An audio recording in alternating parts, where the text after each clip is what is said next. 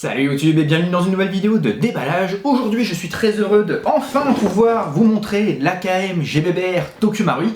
Donc j'arrive bien après la guerre, cette réplique elle est sortie au cours de l'été 2021 il me semble, donc il y a déjà beaucoup de vidéos qui existent à propos de cette réplique. Je pense bien sûr à la vidéo de l'ami Dick Chavez de l'Entre du Dingo, je pense à la vidéo de Monsieur Badabing, que j'aime beaucoup également, je pense aux vidéos de Holy Talks Airsoft, pour ceux qui connaissent, c'est quelqu'un qui est spécialisé dans le GBBR, qui fait beaucoup d'upgrades, il fait des vidéos alors en anglais qui sont un petit peu longues à regarder mais très intéressantes.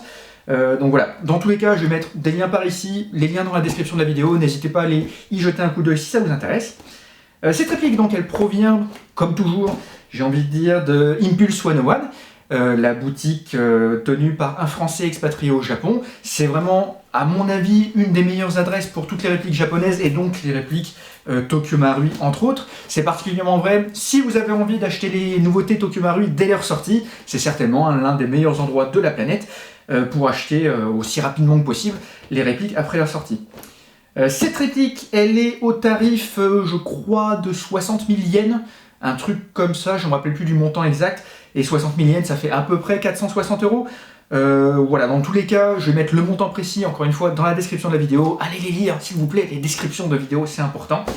Et pour information, au moment où je fais cette vidéo, la réplique n'est pas en stock, mais Impulse 101 précise que le prochain batch sera disponible à partir de la fin du mois de janvier 2023. Donc si vous avez envie de vous procurer cette réplique là-bas, eh bien ne ratez pas le coche. Donc voici la boîte de l'AKM Tokyo Marui, et bon je dis ça, je sais à chaque fois que j'ai une réplique Tokyo Marui, mais elles sont trop cool les boîtes Tokyo Marui, regardez, c'est magnifique, c'est toujours décoré avec un rapport avec la réplique, donc là on a vraiment ce côté un petit peu URSS, guerre froide, avec même ici le numéro qui indique le modèle, c'est-à-dire là c'est le 10e GBBR Tokyo Marui, et bien même ça, on a l'impression que ça a été marqué au feutre à la main, et c'est vraiment sympa quoi.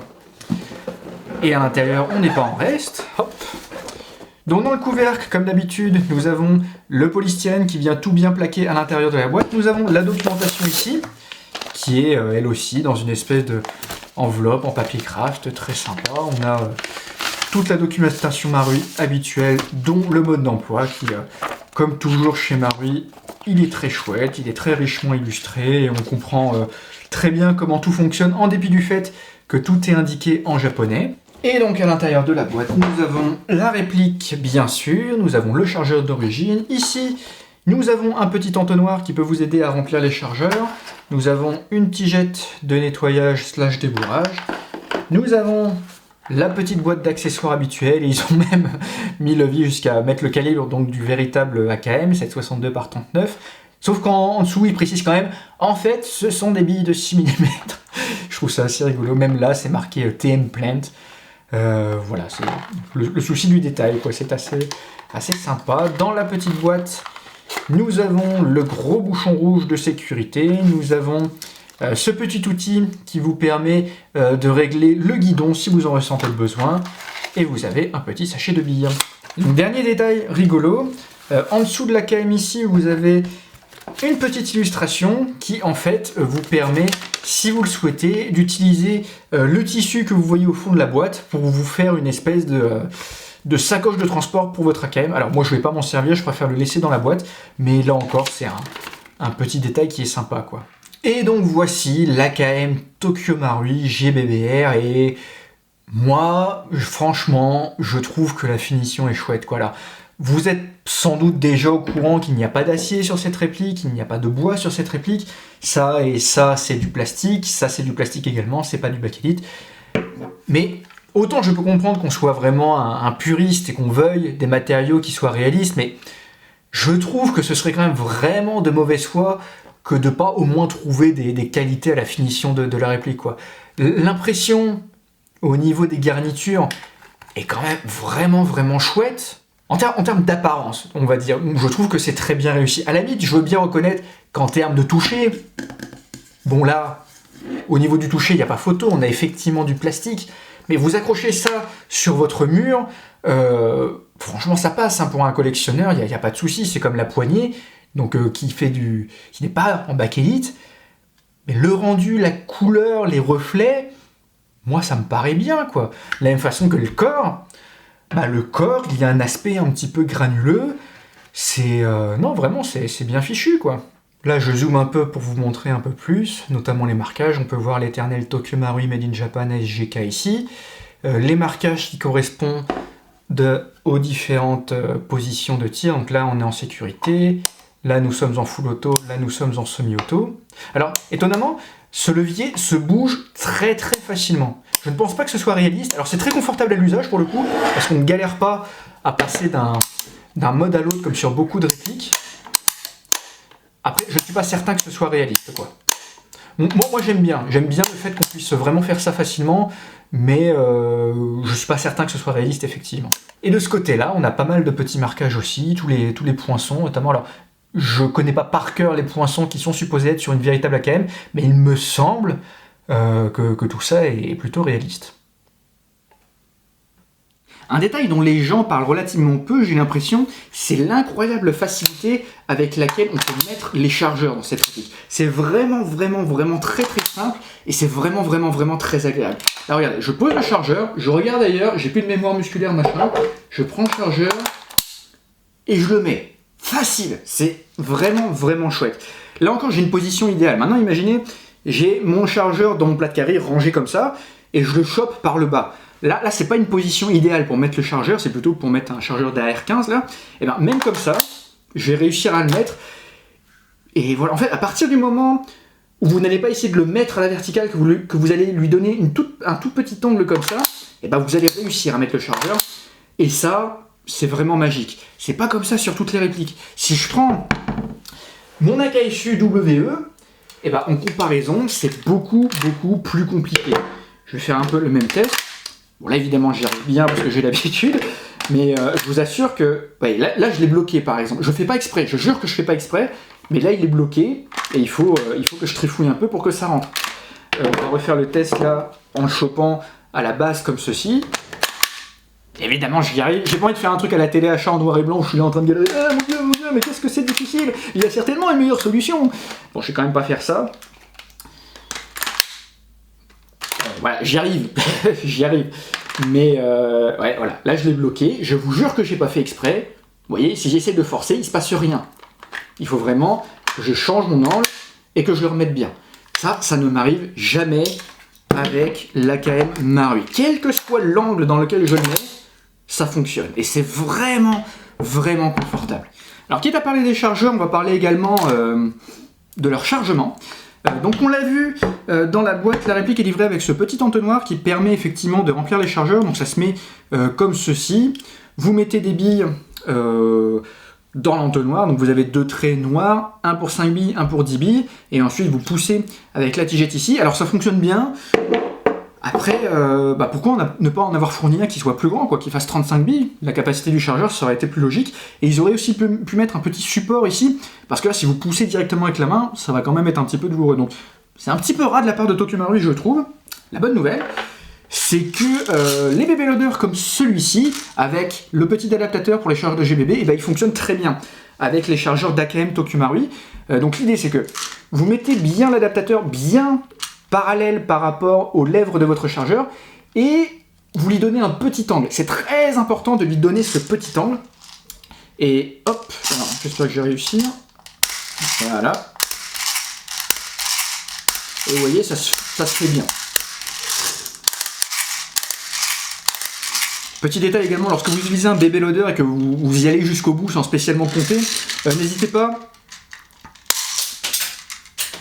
à retirer la dernière bille que vous avez mise parce qu'il y a des chances qu'elle ait été mise vraiment en force et ensuite si vous insérez votre chargeur dans la réplique ça va vraiment pousser sur les pattes du nozzle et c'est pas forcément très bon. Ensuite au niveau du chargement en gaz, alors là aussi il y a une petite astuce on va dire, c'est que l'intuition voudrait qu'on mette la base du chargeur bien parallèle au sol et qu'on mette la bouteille de gaz comme ça, mais en réalité il faut donner un petit angle là aussi à votre chargeur parce qu'en fait on voit bien ici que la valve d'injection elle n'est pas parallèle à la plaque ici, elle est plutôt là la valve d'injection est à la verticale. Donc pour remplir vos chargeurs, mettez bien la valve d'injection à la verticale, mettez bien votre bouteille à la verticale et chargez en gaz comme ceci. Donc Donc ça, c'est pas un secret, hein, c'est tout simplement indiqué dans le mode d'emploi. Encore faut-il aller lire le mode d'emploi pour le coup. Et donc à présent, pour le plaisir, on va tirer un petit chargeur. Donc j'ai ma cible VTA par ici. Alors, on insère le chargeur bien sûr. Alors, pour information, on ne peut pas tirer le levier d'armement lorsqu'on est en position de sécurité. Je ne sais pas si c'est réaliste. Dans tous les cas, voilà, ce n'est pas possible. On va se mettre en semi. On tire le levier d'armement. Et on y va. Oh.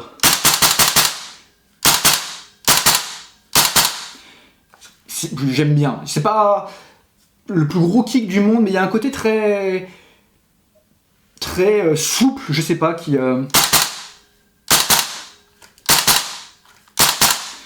Moi j'aime bien, je trouve ça vraiment agréable pour le coup. Un petit coup de full auto. Et là, nous n'avons plus de billes. Et le marteau, c'est bien rabattu comme il est supposé le faire. Et ça, c'est vraiment quelque chose que j'aime bien. Et du coup, juste pour le plaisir, je vais vous montrer.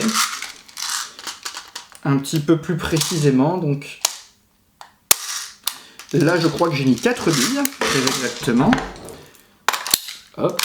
Donc, 1, 2, 3, 4. Et là, si j'appuie sur la détente, il ne se passe rien à part ce marteau qui vient se rabattre. Et ça, c'est vraiment, je trouve, bien fait. C'est bien fait parce que ça fonctionne, c'est bien fait parce que c'est réaliste, c'est bien fait parce que l'utilisateur, moi, j'ai rien besoin de faire pour que ce système fonctionne. J'ai pas des petits leviers à bouger sur le chargeur ou quoi, et ça, c'est vraiment chouette. Pour ceux qui connaissent, je vais reprendre mon AKSU WE. Vous avez aussi un système similaire dans le sens où si vous tirez, lorsque le chargeur est vide, vous allez avoir le marteau qui se rabat correctement. Mais pour avoir ça, il faut bien penser, lorsque vous rechargez vos chargeurs, à baisser ce petit levier à l'arrière du chargeur. Et ça, je vous assure qu'il y a des fois où vous avez oublié de le faire. Donc vous êtes en partie, vous rechargez votre AK, vous pensez que vous allez tirer, sauf que non, vous ne tirez pas, alors qu'il y a des billes dans votre chargeur. Et ça, c'est pas forcément le système le plus pratique au monde, quoi. Là, sur le système Marui, il n'y a rien besoin de penser, tout se fait de façon automatique, j'ai envie de dire, et c'est vraiment, vraiment confortable. Donc pour information, pour tirer à vide, donc vous retirez le chargeur, je vais essayer de vous montrer, mais c'est pas forcément très évident. Alors, voyons voir. Au bout de mon ongle ici, vous avez une espèce de petit levier, peut-être qu'avec un peu de lumière, vous le verrez mieux. L'idée, donc, c'est que le levier ici, vous le tirez vers vous, et là, vous avez mis la réplique en mode tir à vide. Si vous voulez remettre le mode comme c'était avant, vous devez tirer le levier, le repousser vers le haut et le repousser. L'idée, c'est de le remettre dans la position dans laquelle il était avant, comme ceci. Donc là, on est en mode normal, vous tirez simplement dessus, vous passez en tir à vide. À droite, donc là, ça va vraiment être difficile de vous montrer. Alors si je le mets comme ça, peut-être que vous voyez bien. Vous voyez, là où j'essaye de mettre le faisceau de la lumière, on a une espèce de roue au bout de mon ongle ici, avec une espèce de petite flèche, et c'est ça en fait le réglage du hop-up. Donc c'est difficile de vous montrer, mais en pratique c'est facile à régler. Vous venez simplement avec votre doigt, votre pouce par exemple, et vous venez tirer comme ça, et là je suis en train de régler le hop-up. Vous voyez, on voit la roue qui tourne. Et c'est quand même assez confortable à faire par rapport à beaucoup d'autres GBBR. Je trouve pour le coup que c'est assez bien réussi. Alors à présent, on va parler de la course de la culasse, et c'est peut-être la chose que j'aime le moins sur cet AK, mais c'est un détail qui est répandu sur à peu près tous les AK GBBR du marché. Lorsque la culasse recule, elle recule jusque là, ce qui en gros correspond peu ou prou à la moitié de la distance que parcourt la vraie culasse d'une véritable AK. Alors pourquoi ? Je suppose que c'est une histoire de compromis qui a besoin d'être fait pour que la cadence de tir reste réaliste, pour que le cycle de la culasse ne soit pas trop mou du genou, a fortiori au Japon où de toute façon ils sont limités au niveau de la loi, au niveau de la puissance, au niveau de la pression des gaz qu'ils peuvent employer, ce genre de choses. Ce qui fait que je vais régler le système de tir à vide. Hop. Quand on tire, la culasse recule, mais uniquement juste là. Et voilà, bon, c'est un compromis qui est fait. Quand on met du full auto, on n'a pas une cadence de tir extrêmement importante, mais je crois qu'elle est relativement réaliste. Il me semble qu'il y a une vraie AKM, c'est supposé être aux alentours de 600 coups par minute, et je ne serais pas étonné qu'on ait à peu près cette cadence de tir là avec l'AKM Marui.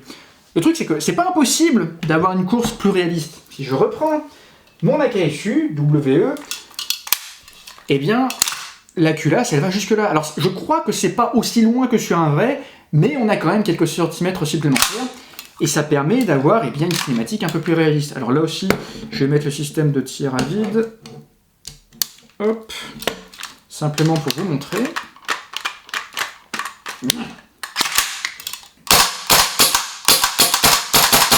Donc elle crachote un petit peu, je sais pas ce qu'elle a, mais... Vous voyez que, malgré cette course supplémentaire, bon ben... ça fonctionne quand même, quoi. Donc je me dis, ça doit pas être impossible d'avoir une AK GBBR avec une culasse, avec une course un peu plus réaliste, et qui fonctionne quand même. Alors, pour être honnête, elle est customisée dans tous les sens, cette AKW. Les ressorts de rappel ne sont pas d'origine, je crois pas que la culasse soit d'origine. On a un espèce de petit buffer ici qui permet de renvoyer la culasse un peu plus rapidement également. Donc voilà, peut-être que c'est trop de contraintes pour mettre ça d'origine dans une réplique, mais disons simplement que sur un plan strictement mécanique, je pense pas que ce soit impossible, quoi.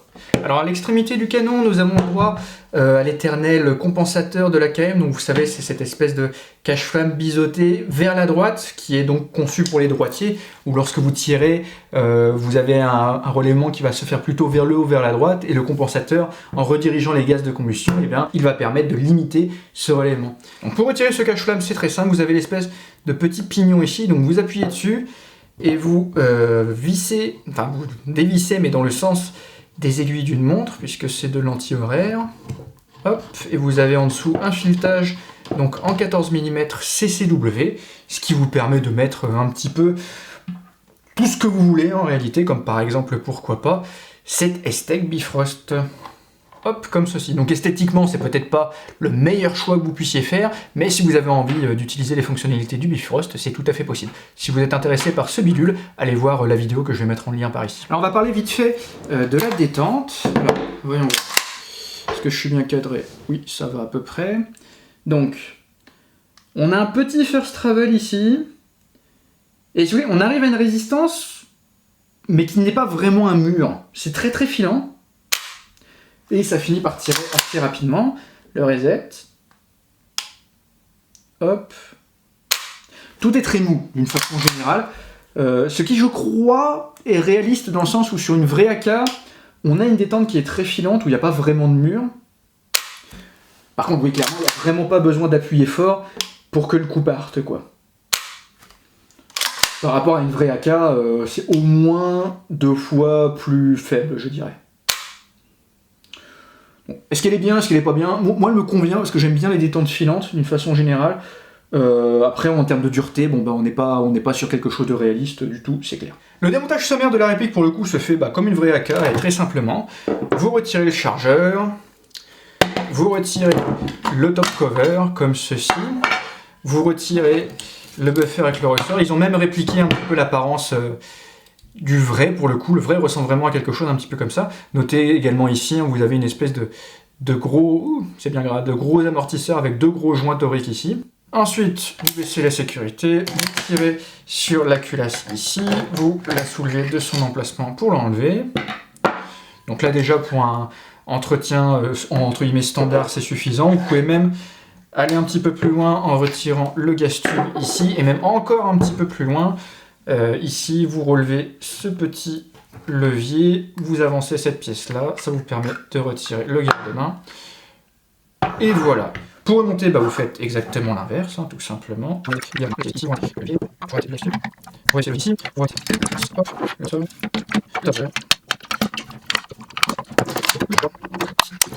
Et voilà. En somme, voilà, je crois que je vous ai dit tout ce que je voulais vous dire à propos de cette AKM GBBR Tokyo Marui. Et eh bien, à mon avis, cette AKM GBBR Tokyo Marui, ça n'est ni plus ni moins que la meilleure AK GBBR du marché. Alors, quand je dis que c'est la meilleure AK GBBR du marché, évidemment, c'est mon avis personnel. Je ne suis pas en train de prétendre que c'est une affirmation objective. Et pourquoi est-ce que c'est d'après moi la meilleure? C'est parce que ces arguments, ils sont finalement très compatibles avec ce que moi je recherche d'une réplique, et a fortiori d'une réplique en sortie de boîte. C'est-à-dire que d'origine, la puissance est très raisonnable. Elle est très bien, notamment pour jouer en France, pas forcément pour les autres pays, je sais pas, mais en France, c'est très bien. Les performances d'origine sont franchement cool, a fortiori pour un GBBR. Je peux pas en dire autant de tous les GBBR du marché pour le coup. Le comportement du marteau lorsque le chargeur est vide est réaliste. Et ça me fait tellement plaisir. Alors je sais que c'est un petit détail, mais le fait que sur les AK GHK, après avoir tiré cette dernière bille du chargeur, vous appuyez sur la détente et il se passe rien, j'aime pas ça. Je sais pas pourquoi. Je sais pas pourquoi, à quel point ça me saoule, mais ça me saoule vraiment. Et je suis vraiment content que sur cet AK Marui, on n'ait pas ce souci. À côté de ça, je trouve quand même que la finition est vraiment chouette. Alors certes, c'est pas de l'acier, certes, c'est pas du bois, mais franchement, vous mettez ça sur votre mur, je pense qu'un collectionneur, il y trouvera pas grand chose à redire.